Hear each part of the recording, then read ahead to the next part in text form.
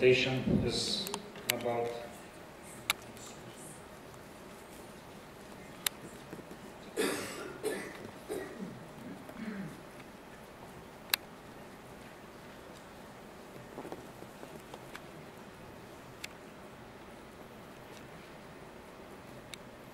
next presentation is about Visaginas nuclear power plant.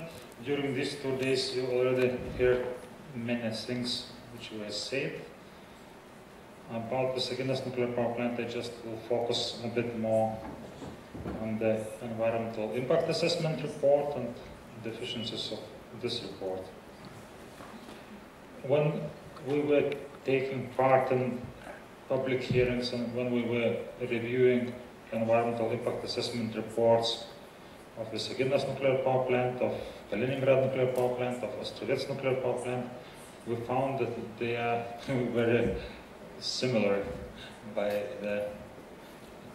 its nature, and kind of not exactly copy and paste approach, but conclusions could be considered as copy and paste.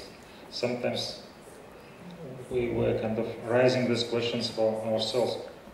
Why environmental impact assessment is needed at all for the nuclear power plant? Because you just can read short summary and it says that don't worry, it will be safe and it will be beneficial for environment. So in getting this conclusion, you still need to read through the thousands of pages and to waste your time that you get this kind of conclusion in the very end, and you, during the public hearings, you also hear officials very harshly defending this conclusion. So we had exactly the same case of the environmental impact assessment of Visaginas nuclear power plant. Just to mention a few things, that there was no, the environmental impact assessment was done for the very abstract model at this time. There was not clear which type of reactor will be chosen, what will be the capacity of reactor. So the EA was done for abstract nuclear power plant, but it was said that whatever model of reactor it will be, whatever capacity it will be, it should be safe and it should not harm environment.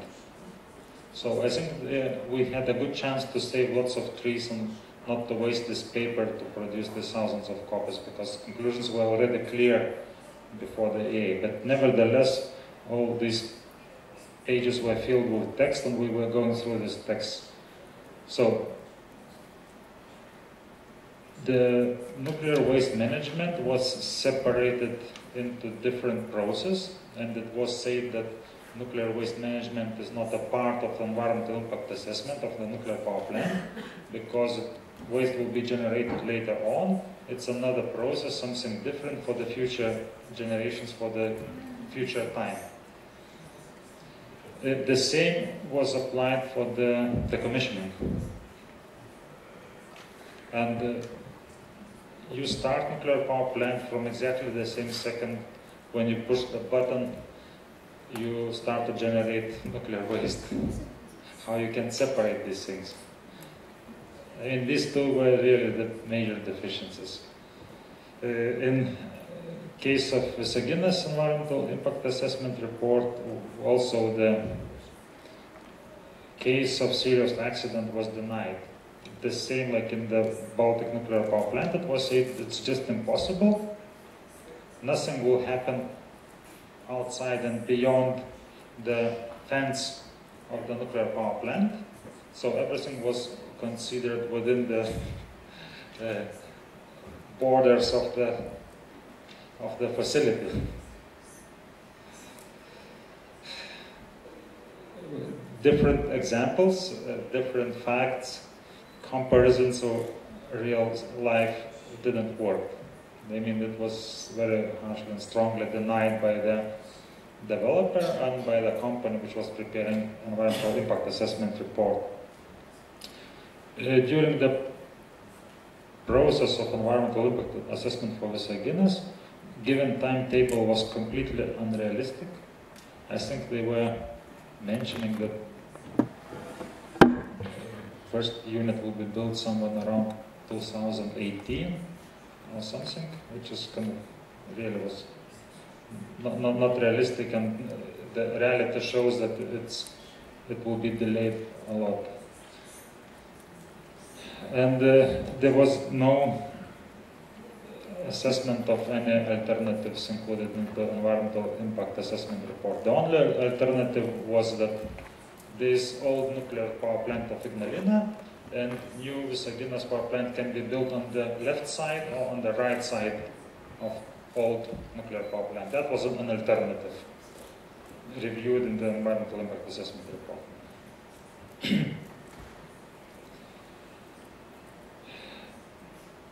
We submitted the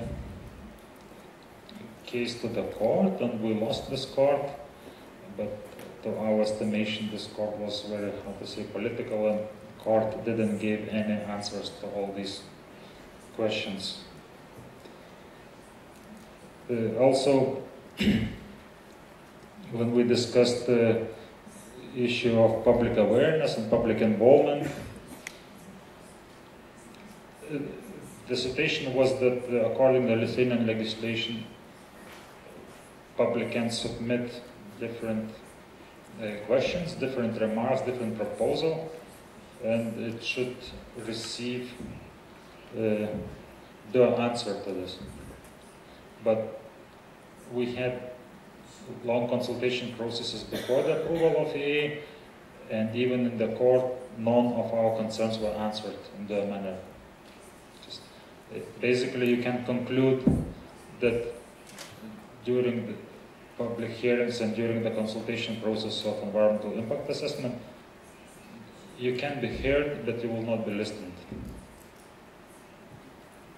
I mean, when it comes to the crucial points, it's the same. And I was personally was taking part in the public hearings in Kaliningrad about Baltic nuclear power plant, so it was the same. So I start to get used to this.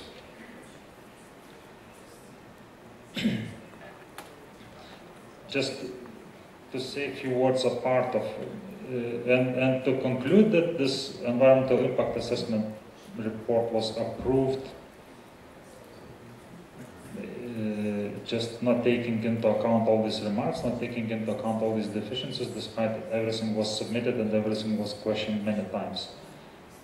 And the real problem was, as I said, whether then it was done for the abstract model. No, we have so-called strategic investor chosen, and it kind of real model of the real reactor is proposed.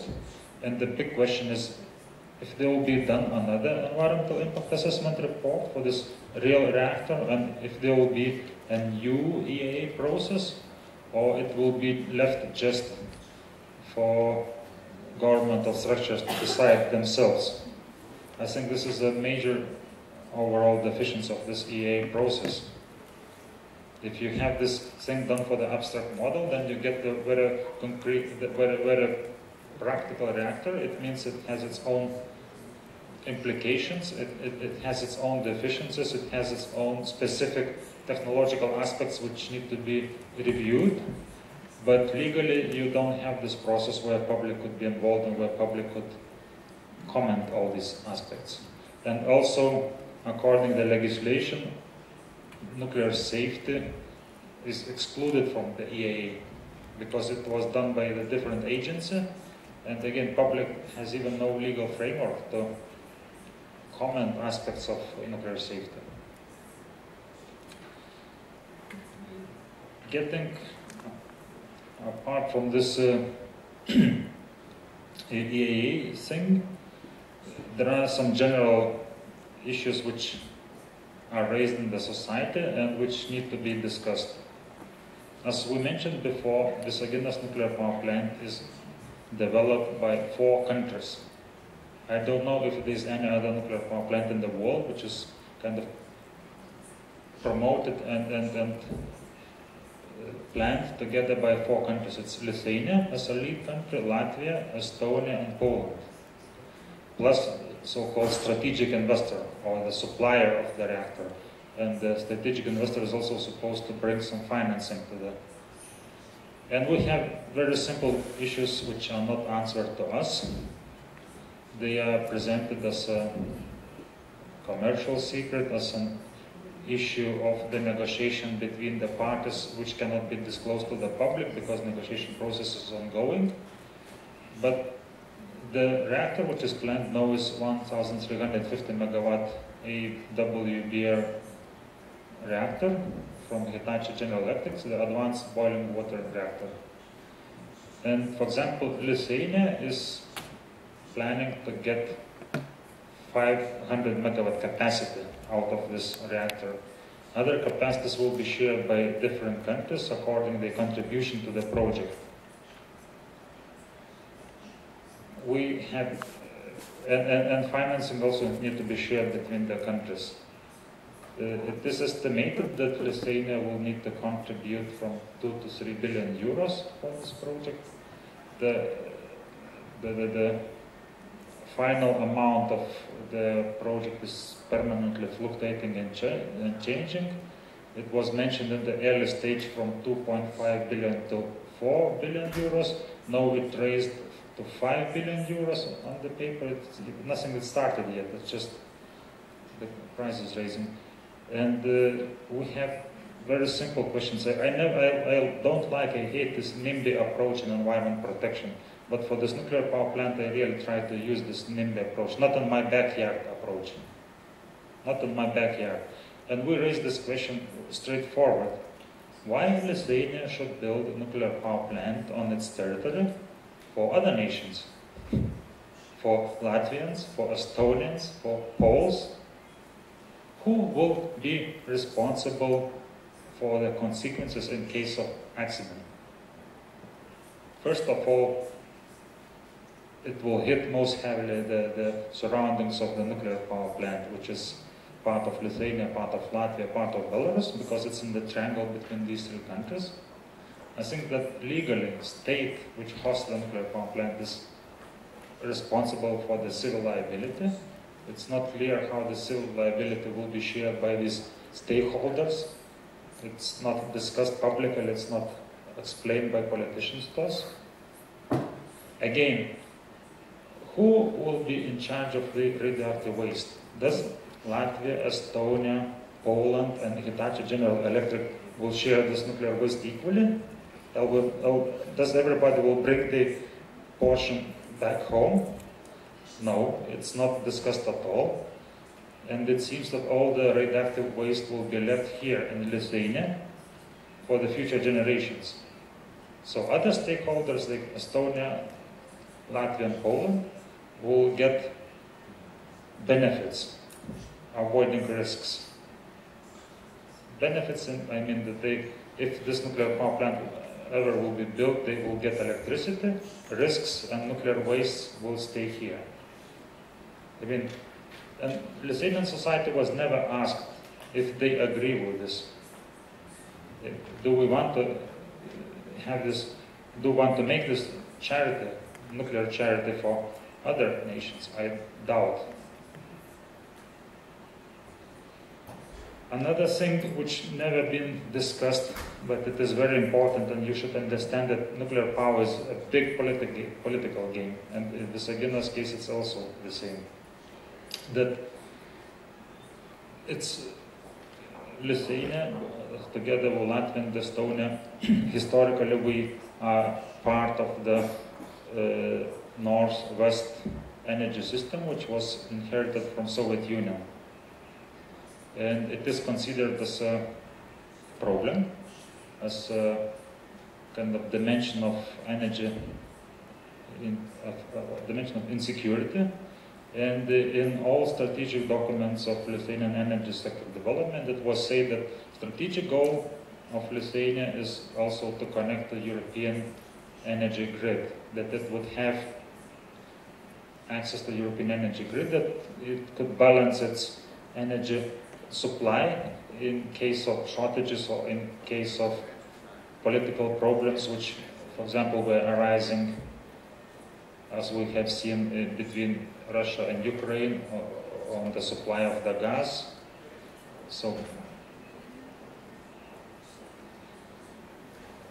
And one of the major projects which was promoted was the construction of the electricity line between Poland and Lithuania.